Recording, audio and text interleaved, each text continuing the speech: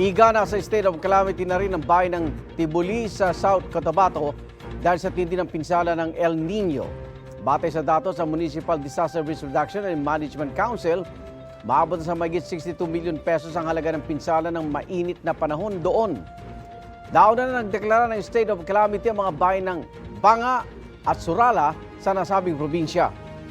Buong probinsya naman ng Maguindanao del Sur ang sinailalim na rin sa state of calamity.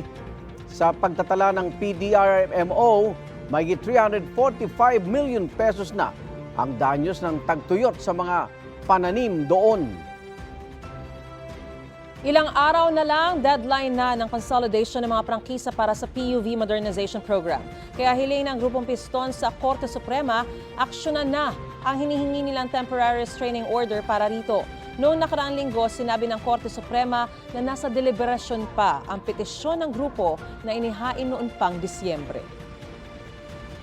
Kailangan na dumaan sa verification process ang Department of Migrant Workers sa mga overseas Filipino worker na magtatrabaho sa Canada. Kasunod ito ng mga ulat na may mga ahensyang naniningil umano ng illegal na recruitment fees sa ilang OFW na pa-Canada. Ayon sa DMW nito nakaraang buwan lang, may ipinasara silang Canadian Immigration Consultation Agencies na illegal na nagre-recruit ng mga Pinoy. Igan, mauna ka sa mga balita. Mag-subscribe sa GMA Integrated News sa YouTube. Sa mga kapuso abroad, subaybayan nyo kami sa GMA Pinoy TV at sa www.gmanews.tv.